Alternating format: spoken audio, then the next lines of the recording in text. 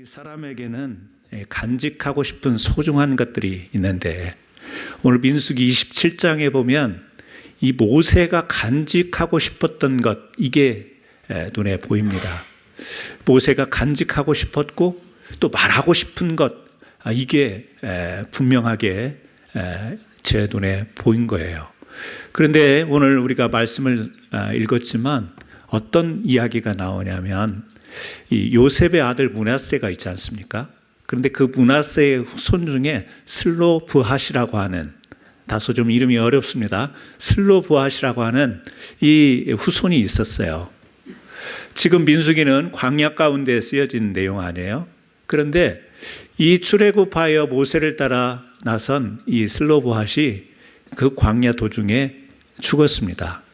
그런데 그에게는 5명의 딸이 있어요.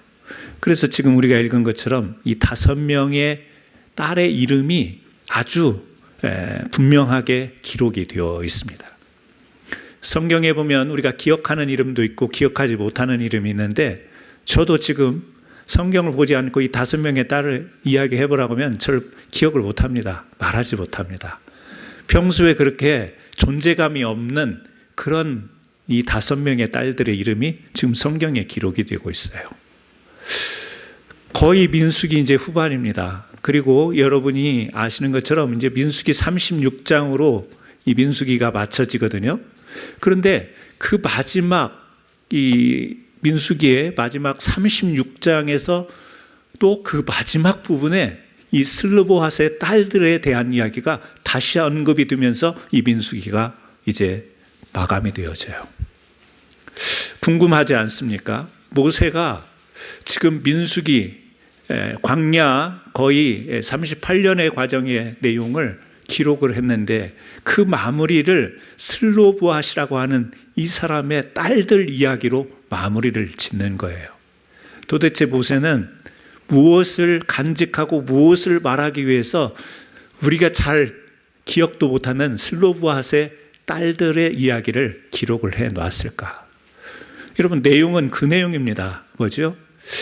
이 이스라엘 백성들에게는 지금 광야 가운데 나왔지만 이제 가나안 땅에 들어가면 지파별로 땅을 분배받지 않습니까?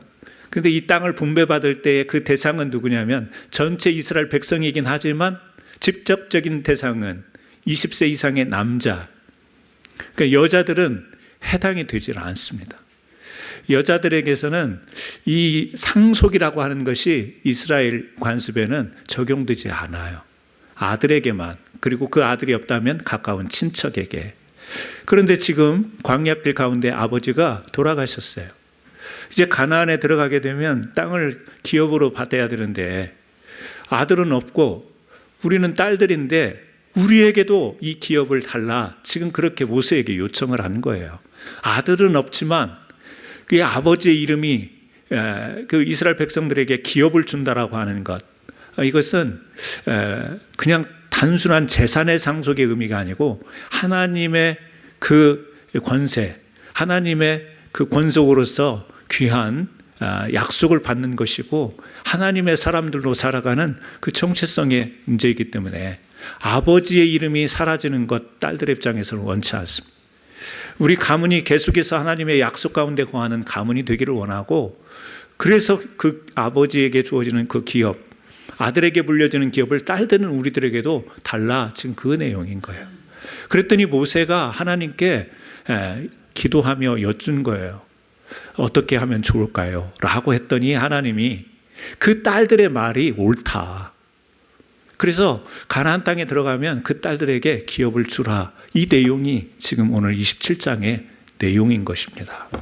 그런데 모세는 이 내용 가운데서 무엇을 지금 이야기를 하냐라는 거예요. 간단하게 이야기하면 모세는요, 이 슬로브핫의 딸들을 통하여서 2가지를 간직하고 말하고 싶었던 거예요. 그것은 뭐냐면 믿음과 순종입니다. 어떻게 보면 딸들이 자기네들의 이제 재산을 상속받는 문제에 요청을 하는 것처럼 보입니다. 그 땅에 들어가면 다 당연히 기업으로 받아야 될 것, 우리도 그거 달라, 상속의 문제를 다룬 것 같아요. 그런데 모세가 민수기를 기록하면서, 하나님이 모세를 통해서 민수기를 기록하면서 그 상속의 문제를 다루려고 이것을 써놓은 건 아니겠죠. 남자들에게만 상속이 되는데 여자에게도 상속을 줄 수 있다, 이렇게 법이 바뀐다라고 하는 것을 이야기하려고 이것을 기록한 것은 아니겠죠. 결국에 모세는 이 슬로보와 딸들의 믿음에 대해서 이야기를 하고 싶었던 거예요. 이 딸들의 순종에 관해서 말을 하고 싶었던 것입니다. 슬로보아스의 딸들은 광야를 건너는 2세대입니다.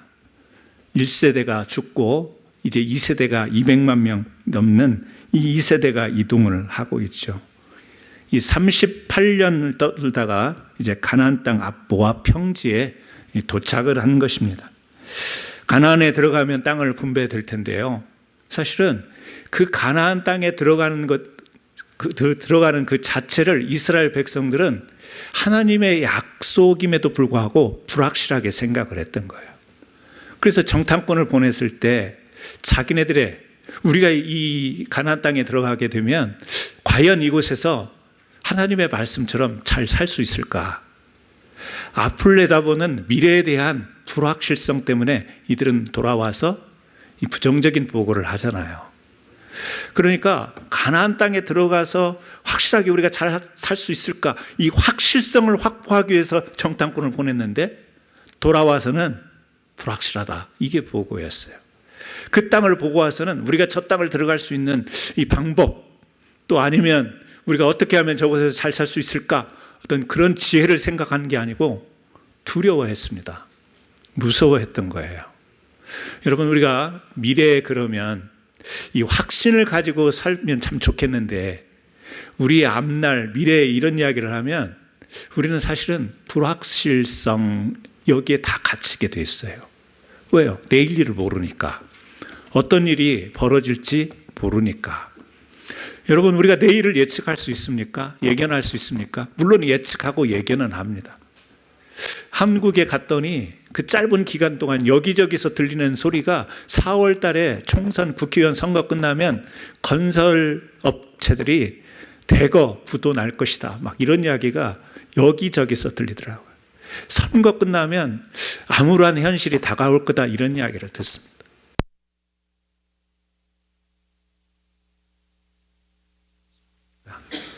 어떤 긍정적인 보고가 있기도 하고요. 또 어떻게 보면 우려하는 기대와 우려가 이렇게 뒤섞여서 우리의 앞날을 예측하는 것, 예견하는 것, 이런 것이 빗나갈 수 있는 거예요. 그래서 우리가 앞으로 되어질 일을 확신한다는 것은 참 어렵습니다. 우리가 믿음을 가졌기 때문에, 우리는 영적인 사람들이기 때문에 우리 미래는 확실하게 보장이 되고 우리는 확신할 수 있다, 우리의 미래를 확신할 수 있다. 여러분, 굉장한 착각입니다. 그것은 위험한 신앙입니다. 우리가 믿음을 가졌고 우리가 신앙을 가졌기 때문에 우리의 미래가 보장되는, 그래서 우리는 우리의 미래를 확신한다, 이건 아닙니다. 믿음을 가졌어도 불확실합니다. 영적인 삶을 우리가 살아도 우리의 미래는 불확실한 거예요. 아브라함이 하나님의 부르심을 받습니다. 하나님의 약속을 받습니다. 하지만 그가 갈 바를 모르고 어디로 가야 될지, 어떻게 가야 될지 모르고 나섭니다. 모험이죠. 불확실합니다. 어떤 길을 가야 될지, 무엇이 기다리고 있는지 알지 못하고 나갑니다. 그런데 아브라함에게 있어서 하나님의 말씀을 따라 나선 것은 하나님에 대한 확신이 있었기 때문에 따라 나선 거예요. 여러분, 우리가 이 잘못 신앙생활 가운데 우리도 모르는 사이에 이게 좀 착각하는 부분이 뭐냐면, 미래 그 자체를 우리가 확신하는 것들이 있어요. 물론 그것이, 그 미래가 하나님의 주권 안에 있기 때문에 우리는 그런 생각을 자연스럽게 할 수 있지만, 조금 엄밀하게 구별을 하자면 우리의 미래는 불확실합니다. 그 가나안 땅은, 이스라엘 백성들이 건너가는 그 땅은 불확실합니다. 안악자손 같은, 거인과 같은 사람들이 기다리고 있고 수많은 공격적인 부족들이 있습니다. 거기에서 무엇을 먹고 살아야 될지 불확실합니다. 그런데 지금 슬로보아스의 딸들은 당연히 가나안 땅에 들어갈 것이고 그곳에서 하나님의 약속을 따라 기업을 받아 잘 살 것을 생각하며 그 땅을 지금 기업을 달라고 요청하는 겁니다. 그 미래에 대한 확신, 그 땅에 대한 확신이 아니라 하나님이 약속하셨고 하나님이 함께 하실 것이니까 그 확신을 가지고 지금 그 기업을 달라고 이야기를 하는 거예요. 이것을 우리가 구별을 해야 되는 것이죠. 여러분, 우리가 하나님 앞에 우리 앞날 또 우리의 미래를 놓고 기도할 때 내가 확신한다. 그것은요, 자기 확신일 수 있어요. 자기 마음으로 확신하는 것이지 우리의 미래가 보장되어 있는 것이 아니라고요. 믿는 사람이나 믿지 않는 사람이나 똑같이 불확실한 그 미래로 뛰어 들어가는 거예요. 그런데 다른 것이 있다면 뭐예요? 우리들의 믿음이죠. 하나님에 대한 믿음. 그 하나님에 대한 믿음이 뭐예요? 여러분, 그 이사야 선지자가 그런 이야기를 해요. 이사야 선지자가 이사야서 43장 19절에서 20절에 지금 말씀을 합니다. 보라, 내가 새 일을 행하리니 이제 나타낼 것이라. 너희가 그것을 알지 못하겠느냐? 반드시 내가 광야의 길을 사막의 강을 내리니 장차 들짐승 곧 승냥이와 타조도 나를 존경할 것은 내가 광야의 물을 사막의 강들을 내어 내 백성 내가 택한 자에게 마시게 할 것입니다. 자, 이사야 선지자가 이 말씀을 할 때는 이스라엘이 지금 바벨론에게 나라를 빼앗기는 이런 상황에 놓여 있을 때예요. 현실이 암울하지 않습니까? 나라를 빼앗겨 버려요. 주권을 잃어버려요. 자기네들 살던 땅을 빼앗겨는 거예요. 그런 상황에서 지금 이사야 선지자가 예언하는, 선포하는 말씀이 뭐예요? 현실은 도저히 미래가 보이지 않는 현실인데 선지자는 무엇을 이야기하고 있냐면 하나님께서 이 빼앗기는 땅, 빼앗기는 주권, 암울한 현실 앞에서도 광야에 길을 내고 사막에 물을 내겠다. 이 말씀을 하는 거예요. 이게 지금 상황과 말씀이 매치가 되나요? 아니죠. 그런데 이사야 선지자는 이 말씀을 선포하는 거예요. 광야에는, 여러분 광야 가보셨나요? 네. 뭐 미국에도 길이 없는 캘리포니아 쪽에 가보면 또 애리조나 쪽에 가보면 광야가 있습니다. 모래사막은 아니어도 광야가 있어요. 길이 없습니다. 그냥 가는 게 길이에요. 그런데 지금 반드시라는 표현을 하면서 내가 광야에 길을 내겠다. 헤매고 어디로 가야 될지 모르는 상황에서 길이 있다면 그 길 따라가면 되는 거잖아요. 지금 이스라엘의 현실이 길이 없는 상황이에요. 근데 하나님이 반드시 길을 내겠다. 갈 수 있게 할 것이다. 사막에는요, 물이 없어요. 마실 물이 없습니다. 걷다가 보면 쓰러지게 돼 있죠. 뜨거운 그 태양 아래서 기온은 올라가고 사람이 탈진하게 돼 있어요. 그런데 그 사막에 강을 내고 물을 내겠다. 뭡니까? 소망, 희망의 선포 아니겠어요?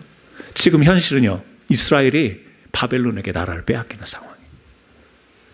여러분, 하나님의 말씀을 보면서 이 말씀이 나에게 해당이 되고 나에게 적용이 되는 말씀에 대한 믿음을 가질 때에 이 암울한 현실 속에서도 하나님이 함께 하실 거라는 이 확신을, 그 신뢰를 우리가 갖게 되는 거예요.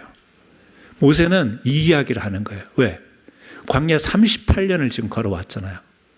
이스라엘 백성들 장정만 60만이라고 하고 한 300만 되는 이 사람들과 함께 오면서 지금 겪은 것이 뭐예요? 참 답답했죠. 하나님의 약속을 분명히 받았잖아요. 그리고 지금 가나안을 향해서 가잖아요. 그런데 이스라엘 백성들에게는 이 광야길이 불확실해요. 이거 도대체 언제까지 가야 되는 거야? 어디로 가야 되는 거야? 느낌은 왜 뺑뺑 도는 거야? 뭐 이런 느낌이 있었겠죠. 불확실해요. 또 실제 정말 약속의 땅 가나안까지 우리가 정착할 수 있는 거야? 거기까지 갈 수 있는 거야? 정탐을 해봤더니 거기는 우리가 도저히 감당이 안 되는 땅 같은데 갈 수 있는 거야? 불확실하죠. 계속해서 민수기의 내용은 그 내용이었어요. 1장부터 인구조사로부터 시작해서 계속 지금까지 이어진 민수기의 내용은 백성들이 불안해하고 불확실성 때문에 막 혼동스럽고 갈등하고 원망하고 이 이야기로 쭉 오다가 이제 뒷부분 마지막 부분에서 모세가 진짜 하고 싶은 말이 있는 거예요. 슬르보아스의 딸들은 가나안 땅에 들어가는 것을 당연한 기정사실로 여기고 그곳에서 하나님이 약속하신 기업을 받아 자기들의 약속의 백성으로 살 것을 기대하며 그 기업을 달라고 하는 이 믿음이 단순히 재산 상속을 해달라 이런 이야기가 아니라는 거예요. 단순히 우리도 먹고 살게 해달라, 딸들이라고 아들들과 차별해서 그러지 말라, 지금 그런 이야기가 아니라고요. 뭐예요? 하나님에 대한 확신, 그 순수한 믿음이 있었기 때문에 이들이 이런 요청을 했다. 그래서 하나님이요, 만약에 이 딸들이 그런 생각을 가지고 모세에게 요청했다라면 하나님이 허락을 하셨겠어요? 그런데 하나님이 뭐라고 7절에 뭐라고 이야기하시나요? 그 딸들의 말이 옳다라고 이야기하는 것은 말의 옳고 그름이 아니라 그들의 믿음을 인정하신 거예요. 그들의 믿음 뭐예요? 불확실하지만 하나님만 생각하고 가겠습니다. 이 믿음.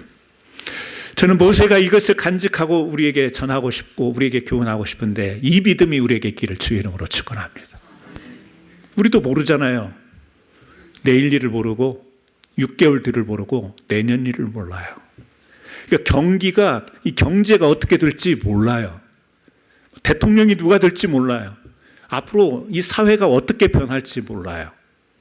그런데 우리 마음속에 그 불확실성 때문에 다가오는 두려움이 있기도 하고 걱정스러운 것도 있어요.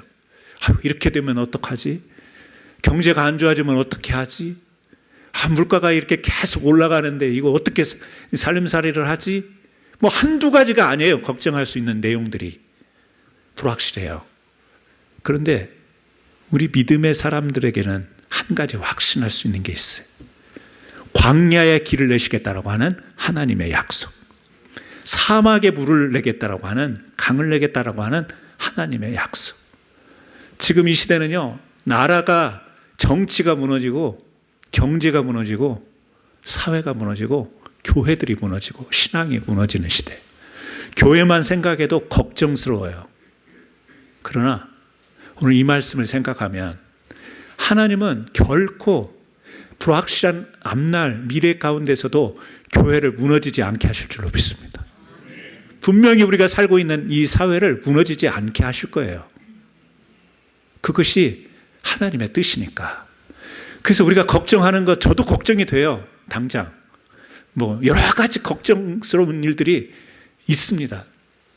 기도하면서도 기도 제목을 가지고도 걱정스럽고 염려스러운 부분이 있지만 결국에 모세가 전하고 싶었던 이 말을 새겨 들으면 다시 정신이 번쩍 나면서, 그렇지, 광야에 길을 내시고 사막에 물을 내시는 하나님의 말씀, 살아계신 말씀이 있기에 여러분, 우리의 걱정과 염려, 우리의 미래에 대한 불확실을 좀 내려놓고 여러분 개인, 여러분의 가정 속에 있는 그런 이 불확실한 부분들, 사업을 하면서, 직장 생활하면서 이 불확실한 부분들을 좀 주님의 말씀을 붙잡고 주님을 확신하면서 나아갈 수 있는 귀한 은혜가 저와 여러분에게 있었으면 참 좋겠습니다. 여러분에게 그런 것들이 간직되었으면 참 좋겠습니다. 두 번째로 보게 되면 오늘 27장, 우리가 36장을 읽지는 않았지만요, 36장에 가보게 되면 이 슬로보아 딸들의 요청을 이제 하나님의 말씀에 의해서 모세가, 그래, 가나안 땅에 들어가면 너희들에게도 기업을 준다라고 하는 보장을 받았잖아요. 그런데 한 가지 문제가 제기가 돼요. 어떤 문제가 제기가 되냐면, 그러면 이 슬로보아의 딸들이 시집을 가서 다른 지파에게 시집을 가면 이 기업은 어떻게 되냐라는 거예요. 왜냐하면 그 주어진 기업은, 하나님이 정해주신 기업은 다른 지파에 넘어가면 안 되는 룰이 있는 거예요. 그런데 다른 지파에 시집을 가면 그 기업이 다른 지파로 옮겨지는, 하나님이 정하신 룰에 어긋나게 되는 문제를 제기를 하는 거예요. 그래서 모세는 이 부분을 또 하나님께 아뢰는 거지. 그랬더니 하나님이 어떻게 말씀하세요? 36장 6절에 슬로보앗의 딸들에게 대한 여호와의 명령이 이러하리니 이르시되 슬로보앗의 딸들은 마음대로 시집가려니와 오직 그 조상 지파의 종족에로만 시집갈지니라. 하나님이 제한을 딱 두셨어요. 복잡한 문제가 생기지 않도록 딱 정리를 해 주셨어요. 왜요? 다른 지파로 시집가지 마. 네. 너희들은 이 지파에 머물러. 그 말은 그 기업으로 받은 땅, 이게 소유가 바뀌지 않아. 또요, 희년제도가 있잖아요. 70년이 되게 되면 다시 원래 주인에게 돌려줘야 되는 이 복잡한 문제가 여러 가지로 발생할 수 있는데 하나님이 딱 정리를 해 주신 거예요. 어떻게? 슬로보아스의 딸들의 지금 케이스를 통하여서 너희는 기업을 받았지만 이 기업을 받고 다른 데로 시집가지 말고 그 지파에 속한 곳에서 결혼을 해라. 그랬더니 어떻게 해요? 그 딸들이 말씀대로 그대로 그렇게 시집을 간 거예요. 따른 거예요. 그 내용이 36장의 내용인 거예요. 아니, 우리가 생각할 때는 좀 어떻게 보면 좀 시시콜콜한 이야기 같지 않습니까? 뭐 별로 그렇게 중요한 이야기 같지 않습니다. 그런데요, 이 순종이라고 하는 것이 여러분 우리가 믿음, 순종하니까 우리가 믿음, 순종 이렇게 이야기하지. 아, 하나님이 그렇게 하라고 하셨으니까 순종한 거구나. 이렇게 성경 읽히세요? 아니면 여러분들의 입장으로 돌아가 보면 아니, 우리는 시집도 마음대로 못 가냐? 이렇게 이야기할 수 있잖아요. 여기 지금 성경에 말하기를 뭐라고 하냐면 딸들은 마음대로 시집 가려니 와라고 했지만 제한적이에요. 마음대로 시집 가라? 그런데 다른 집 하라는 가지 마. 이 말은 뭐예요? 마음대로 하라는 이야기예요? 아니에요.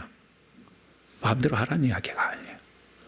우리가 하나님 앞에 믿음으로 순종해야 될 것들 보면요, 하나님이 우리에게 영적인 자유를 주시고 하나님이 우리를 죄 가운데 사해 주시고 우리가 건강한 믿음, 건전한 믿음 가지고 우리가 마음대로 신앙생활 할 수 있을 것 같은데 그걸 보장하신 것 같은데 그렇지 않아요.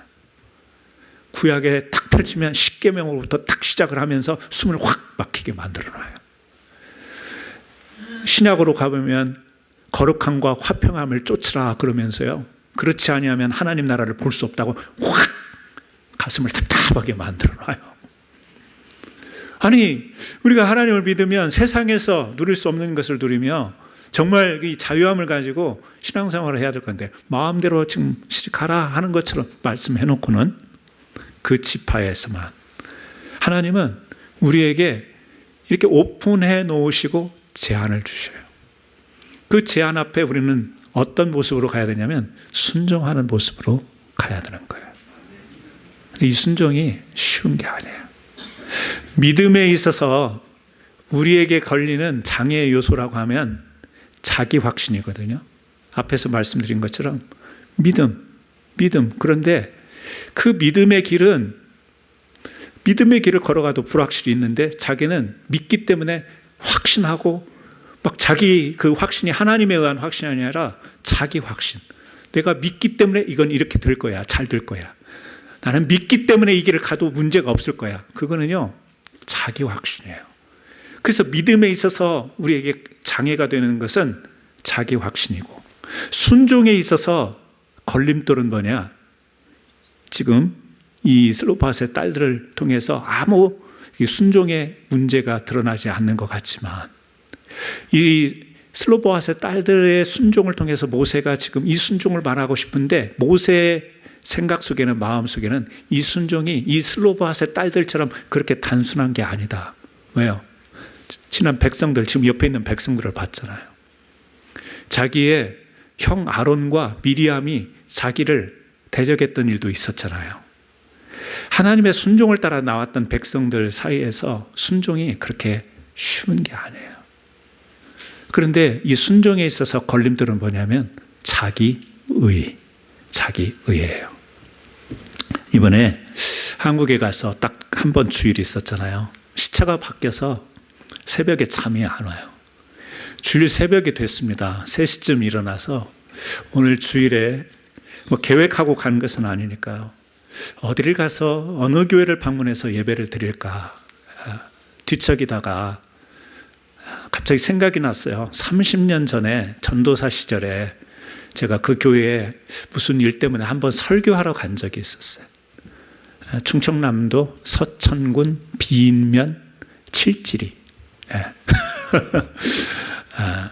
그 교회에 가보고 싶은 생각이 들었어요. 30년 된 교회니까. 그때 그 교회는 그 서천이라고 하는 곳이요, 비인이라고 하는 곳이 바로 갯벌이 있고 또 안쪽에는 논밭이 있는 농어촌입니다. 말 그대로. 그래서 그 옛날을 기억하면 정말 예배당이 너무너무 허름했어요.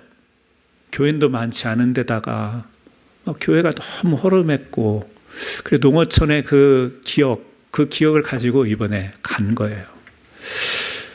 가서 예배를 드리는데 너무너무 은혜를 받은 거죠. 제가 한국 가면 꼭 이제 좀 뭔가 배워오려고 큰 교회를 방문을 했었거든요. 뭐 좀 하나라도 배워오려고 기회가 되면 큰 교회를 가서 예배를 드렸는데, 이번에는 이상하게 하나님께서 그런 마음을 주셔서 좀 그 농어촌을 생각하고 그 힘든 교회에 그냥 불쑥 가는 거지만, 형편이 되면 교회 형편을 알지 못하지만 예배 드리고 수고하시는 목사님, 사모님 식사라도 함께 대접하고 오면 좋겠다. 농어촌에서 고생하시니까 격려했으면 좋겠다. 그런 마음으로 간 거예요. 갔는데 예배를 드리는데요. 뭐 찬양팀이 있겠어요. 뭐가 있겠어요. 근데 그냥 누가 인도자도 없어요. 그냥 자리에 앉은 집사님으로 보이는 한 분이 찬송 몇 장 부르겠습니다. 이렇게 하는데, 예배가 11시에 시작이 됐는데요. 찬송을 부르는데 몇 곡을 부르신지 아세요? 제가 주부를 가져왔어요. 그 교회 주부. 찬송, 예배 시작이 그래요. 주일날 예배 찬송 177장, 172장, 173장, 178장, 427장, 484장, 544장, 411장, 178장, 194장, 427장. 13~14곡을 부르는 거예요. 제가 주보를 보고 이거 다 부를까? 이 중에서 골라서 부르는 걸까? 생각했는데 이걸 다 불러요.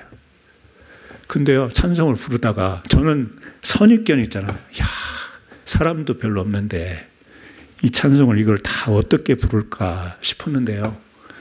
부르다 보니까 성도들이 소리가 커지고요. 한 20여 명 되는 성도들의 소리가 커지고, 저도 모르게 저도 찬송 소리가 커지고요. 하나님이 예배를 우리가 드리는 것 같지만 예배도 하나님이 인도하시더라고요. 그래서 그 계속 열몇 곡 부르는 찬송 가운데 굉장한 그 하나님의 임재가 느껴지는 것을 경험했어요. 그리고 다른 거 없어요. 그리고 바로 목사님이 설교를 하시는데, 주님과 함께 우리가 멍에를 맨 그 소 그림을 보여주면서 멍에를 맨 삶을 살아야 되는데, 또 저는 굉장히 도전을 받고 은혜를 받았어요.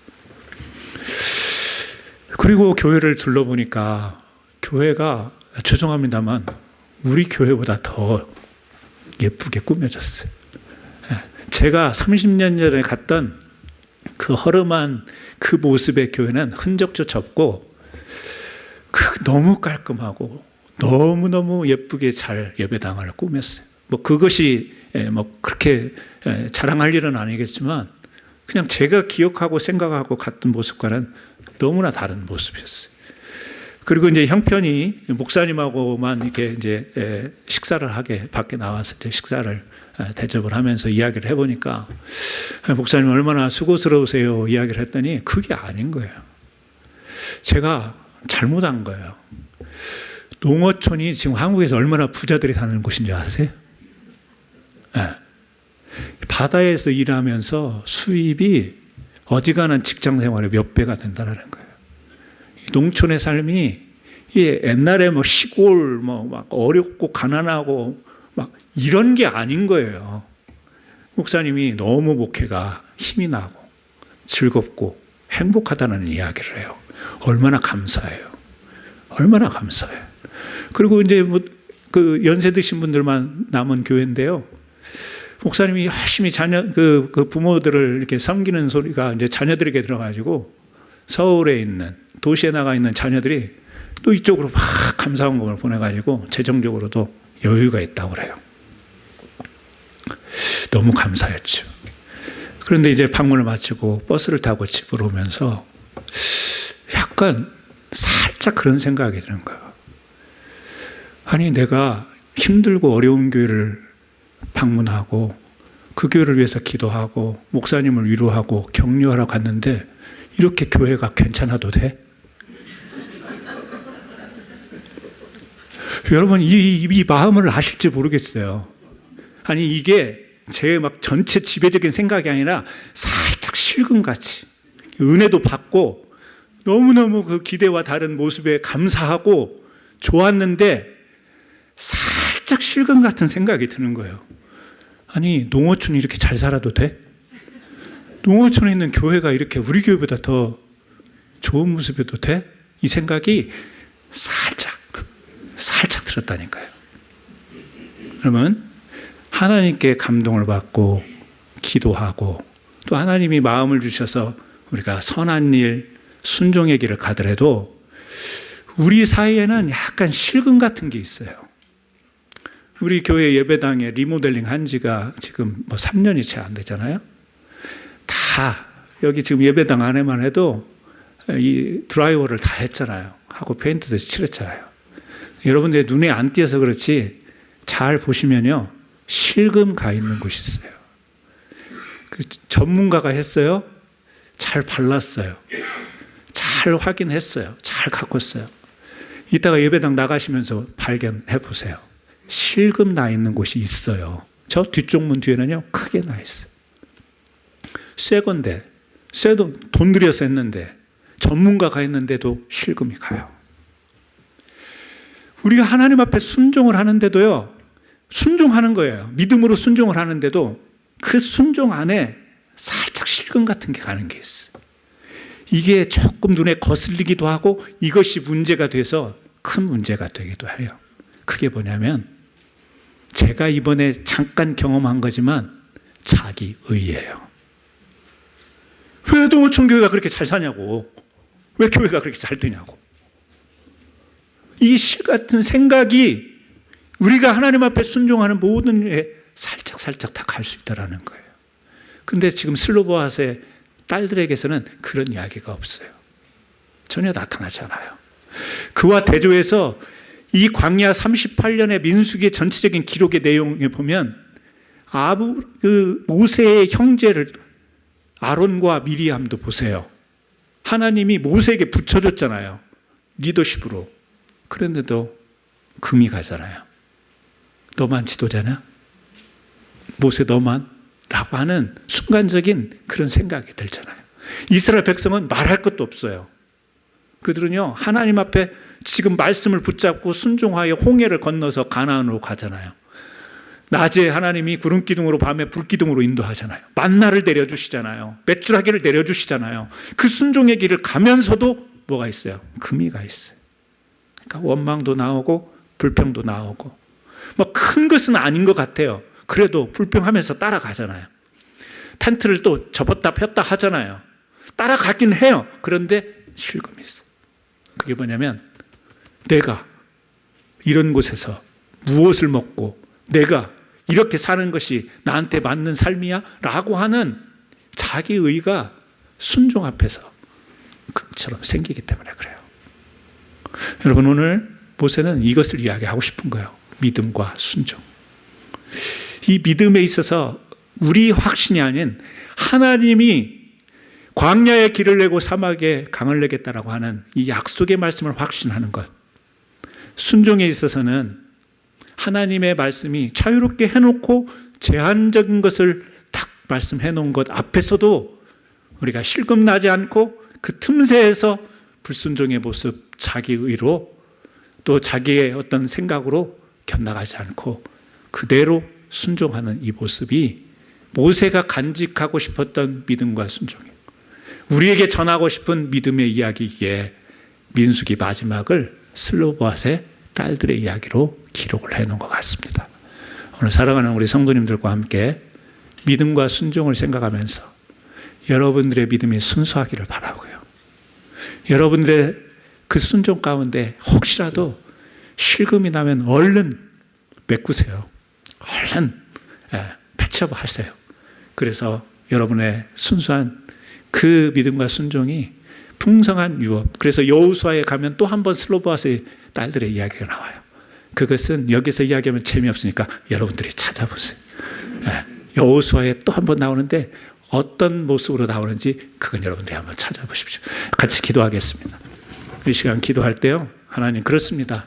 믿음 순종 그러면 우리에게는 당연한 것이고 우리가 그렇게 믿음 순종 생활을 하고 있는 것 같지만 혹시라도 우리의 확신과 우리의 의 때문에 이 믿음과 순종이 깨어지고 있지는 않는지 돌아보면서 하나님 오늘 이 예배를 통하여 우리에게 순전한 믿음, 순전한 순종을 주옵소서. 우리 같이 한번 기도드리기를 원합니다. 같이 기도합니다. 하나님 아버지, 오늘 민수기의 말씀을 통하여서 저희들이 모세가 하고 싶은 이야기를 들었습니다. 모세가 하고 싶은 이야기는 믿음의 이야기요, 순종의 이야기였습니다. 하나님 아버지, 우리가 믿음, 우리가 순종하고 있습니다. 하지만 우리도 모르는 사이에 그 믿음을 앞세워 하나님의 확신이 아닌 내 확신 가운데 살아가는 일이 없습니다. 그런데 그 확신이 틀어지면 우리의 믿음이 떨어지기도 하고 우리의 믿음이 시험에 들기도 합니다. 내 확신 속에 하나님, 우리가 신앙의 구렁텅이에 빠지지 않게 하시고 하나님 아버지의 말씀하신 바 광야의 길을 내고 사막의 강을 내게 그렇게 우리의 길을 인도하시겠다라고 하는 그 하나님의 말씀에 대한 확신, 그리고 하나님께서 우리에게 자유를 주신 것 같지만 여러 가지 순종의 제한을 두셨을 때 기꺼이 순종으로 나갈 수 있는 이 순수한 하나님 믿음과 순종의 사람 될 수 있도록 은혜 주옵소서. 예수님의 이름으로 기도합니다. 아멘. 봉헌 찬송하십니다.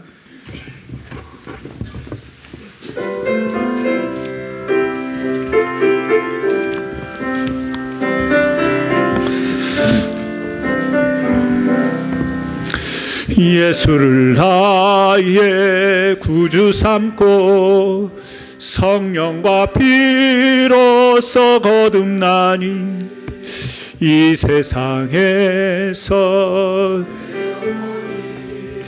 하늘의 영광 두리도다. 이것이 나의 간증이요